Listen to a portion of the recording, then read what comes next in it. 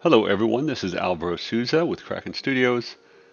I'm going to be talking about the updates that I have done recently on Kingdom, Dungeon, and Hero.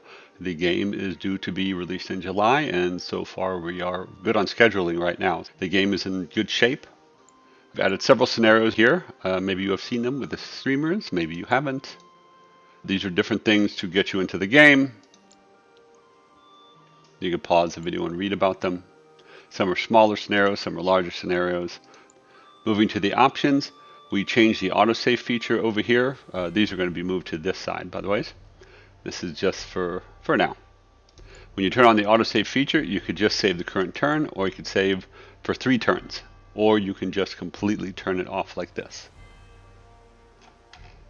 So I'm in a game right now, and we're going to start off with one of the other functions that we added. We're going to go back to options over here, and this is the free zoom.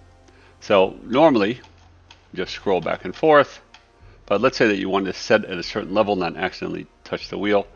Let's say this level of zoom. I can zoom lock it,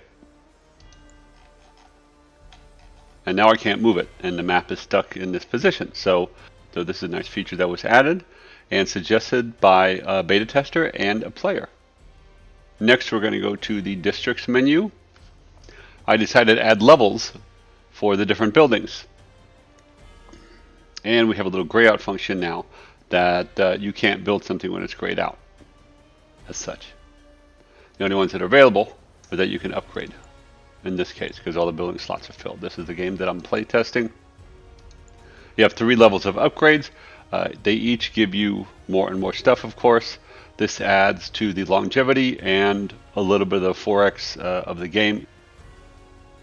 In the summary screens under locations, we added the size and the type of the location over here, and we moved the leader to this side over here. This is a lot easier to read than how it was before.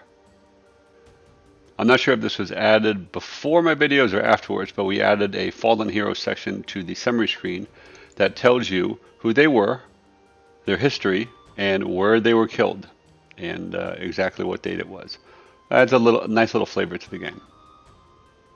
Under the achievements, we added 2 more achievements that are possible. Diplomat, peace or alliance agreement with 15 more kingdoms. An isolationist, no wars for the first half of the game. I'm going to add 1 more for a merchant master. In the hero screen, and also on the map, you have now the level of the hero visible over here to give you a quick idea of how strong they are and what kind of dungeons they can enter. Magic items are also made easier now. When you select a magic item over here in the capital vault, it'll show it here.